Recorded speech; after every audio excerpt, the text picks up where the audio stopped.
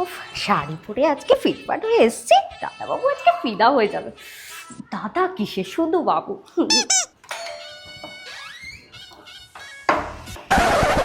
তুমি? হ্যাঁ আমি। কেন? দাদাবাবু নেই?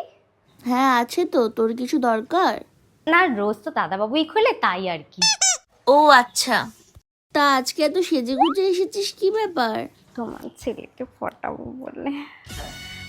আরে নেমন্তন্ন বাড়ি আছে, তাই আর কি। আসি।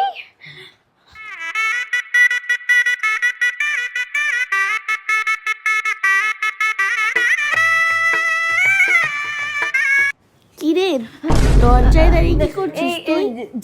ঝুল ঝাড়ছি, ঝুল। এত নোংরা তোমাদের ঘরগুলো, পরিষ্কার করো না না একদম। এই ঘরটার না, এই সব ঘরগুলোর পরিষ্কার করার দায়িত্ব আমার। ঠিক আছে, এই পাশটা পরিষ্কার করে নি। এটা মনে হয় দাদাবাবুর জামা। কি সুন্দর গন্ধ। কি রে, বারান্দায় কি করছিস? এই তো জামা কাপড় শুকুত দিচ্ছি, আসলে খুব বাজে গন্ধ বেরোচ্ছে এগুলো থেকে, ওই জন্য আবার কাচতে হবে। একদম কাঁচা হয়নি ভালো করে।